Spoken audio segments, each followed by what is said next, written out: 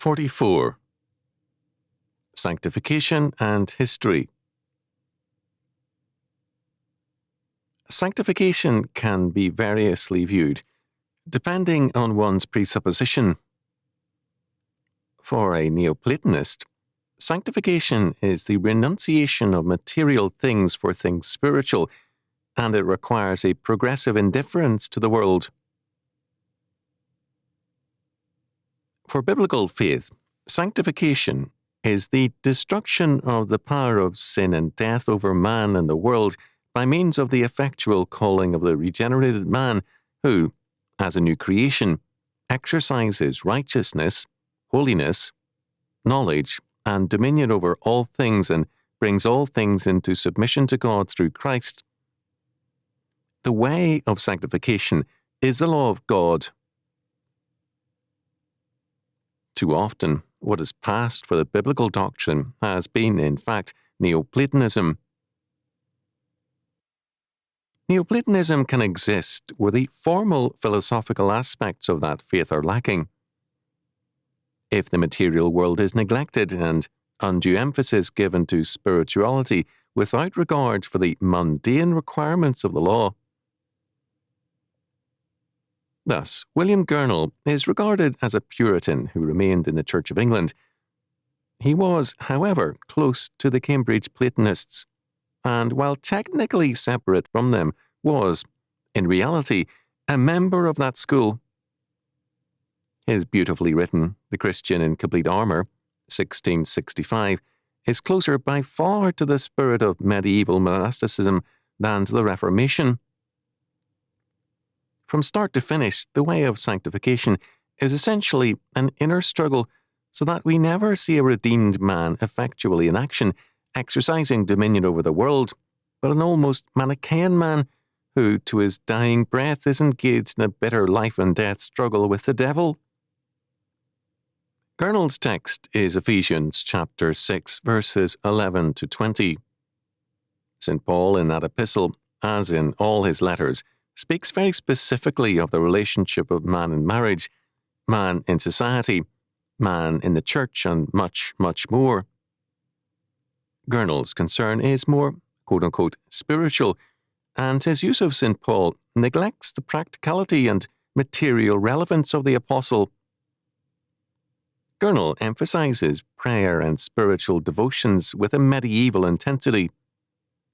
He is not unaware of the relevance of the law. In passing, he writes, "Apocryphal holiness is no true holiness. We cannot write in religion a right line without a rule, or by a false one. And all are false rules beside the word. To the law and to the testimony, if they speak not according to this word, it is because there is no light in them." Isaiah chapter 8, verse 20. Doctrinally, Gurnall is sound. In emphasis, he downgrades the material world. His emphasis on the practical aspects of sanctification constitutes a minor part of more than 1,100 pages of writing. The book is so heavy in its emphasis on prayer as against the obedience of faith to the law that it is, in spirit, closer to the medieval convent than to Puritan England.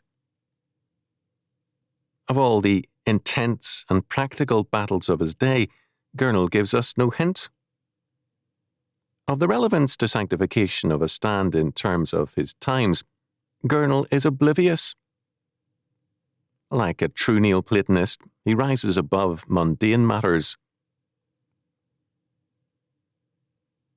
Coming closer to our day, the same kind of abstraction from the law is to be found in George Muller, one of the winsome figures of 19th century piety. A basic motive in Muller's perspective was his anti-postmillennialism. He was a premillennialist. Muller bypassed the law for a new standard of holiness, a dependence on faith and prayer for his support. The widespread publicity his stand attracted very early gave him a strong basis of support. At a time when a few $100s a year was a good income, His income, as early as 1856 to 1865, amounted to over $50,000 a year. He returned most of this to his missionary works. He was against giving by God's law. With regard to the amount to be given, no rule can be laid down, because what we ought to do should not be done in a legal spirit, but from love and gratitude to the Blessed One who died for us. We have here the typical antinomian attitude that obedience to God's law lacks love and gratitude. Müller opposed debt, not because of Old Testament law, but because of the New Testament injunction. He opposed planning, and hence savings of any kind. For Gurnall and Müller, the futurist history was irrelevant. Man's function was for them not dominion under God, but, for Gurnall, inner victory and peace in the spiritual struggle against Satan. For Müller, it was soul-saving through his orphanages and through evangelism. Both men are good examples of the Protestant monastic spirit, an abstraction from history and an unconcern with it. They are very remote from the prophetic and apostolic concerns with the very material realms of personal and world history. In examining Gurnall's book, we see another characteristic of Neoplatonic writing, namely its timelessness. Gurnall's work cannot be dated from any internal evidence. St. Augustine, Calvin, Luther, Dabney, and others are readily dated because their writings are so rich in their contemporary context, in sometimes very long digressions on current problems. It is of the essence of biblical revelation and of biblical religion that, while it speaks the eternal word of God, it speaks that word in time and in the full context of the moment. The word comes from beyond time, but it is more relevant to the moment than any other word can be. Compared to Neoplatonic writings, the Bible is very pedestrian in its dated word. It is also full of begats and other mundane details, which are very much a part of the infallible word. Thus, the book of Amos begins, "The words of Amos, who was among the herdmen of Tekoa, which he saw concerning Israel in the days of Uzziah, king of Judah, and in the days of Jeroboam, the son of Joash, king of Israel, 2 years before the earthquake." Amos chapter 1, verse 1. On Tuesday, February the 9th, 1971, at about 6 a.m., a damaging earthquake struck a portion of Los Angeles County in California, centering in the Newhall area. Naturally, the earthquake was a topic of local interest and conversation for some time thereafter. Much later, I learned that one spiritually minded pastor had rebuked such interest and concern as worldly mindedness. He held that earthquakes should remind us how fragile life and earthly things are, and therefore lead us to forsake the things which pass away for those things which are eternal. His sermon was well buttressed by Scripture, but it had all been put to an essentially Neoplatonic use. According to Scripture, man's quote-unquote spirit is also a frail creation of God who formed it. Zechariah chapter 12, verse 1. Man's spirit is literally breath or wind. Genesis chapter 2, verse 7. Not an immortal substance. For, in the strict sense, God alone has an inherent immortality. 1 Timothy chapter 6, verse 16. The frailty of man's being does not render him unimportant. Indeed, all flesh is grass. Isaiah chapter 40, verse 6. But our Father is mindful of the humblest grass and flowers of the field. Matthew chapter 6, verses 28 to 30. The very hairs of our head and the sparrows. Matthew 10, verses 29 to 30. so that our value is not determined by mutability or the lack of eternity, but by the purpose and plan of God.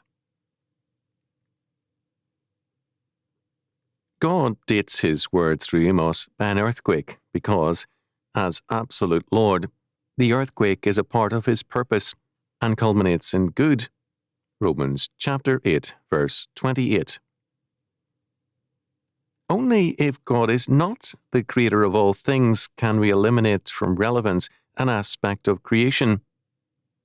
Only if matter is alien to God can we deny its relevance and seek religion in spirituality.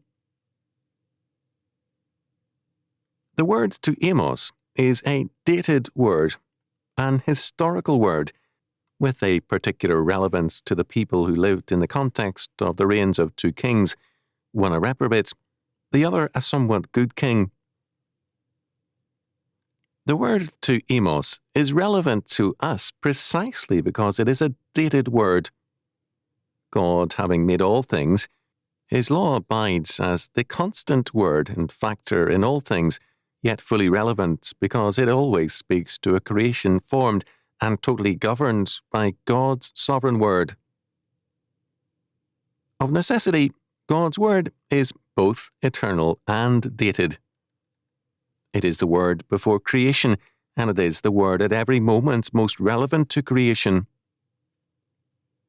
My word, too, is a dated word, but never as dated and relevant as God's word, because I have not created the situation or the history, do not know its full meaning more than remotely, and thus speak God's eternal words to the historical moment with limited vision and knowledge. God's word has absolute universality and particularity.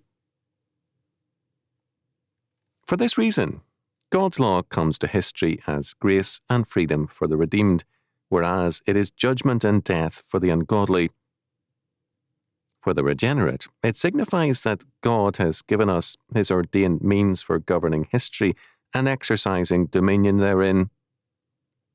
The people of God can thus speak of the grace of law, to use a Puritan term. A dated word is thus a living word because it speaks to history. Existentialism is humanistic man's attempt to establish a dated word, but it involves a denial of all history in favor of the inner world. The existential word means a denial of all outer influences and forces in favor of the biological inner urge of the moment. Like Neoplatonism, of which it is an heir, it surrenders history in favor of the spirit of man. Its dated word is in essence Neoplatonic timelessness and a denial of history. Moreover, Neoplatonic timelessness is not eternity. It is rather a withdrawal from both time and eternity, from history and eternity, into the imagination of man. It is antinomianism, and it is suicide. It is not surprising, therefore, that an existential age cannot live in the moment it so passionately affirms. It takes flight in narcotics, liquor, and nostalgia, anything to escape the moment in history. Existentialism, in practice, does not affirm the moment. It denies it in favor of a flight from time and history. To affirm time means to affirm continuity, to affirm past, present, and future time, and existentialism, in practice, can affirm none of these.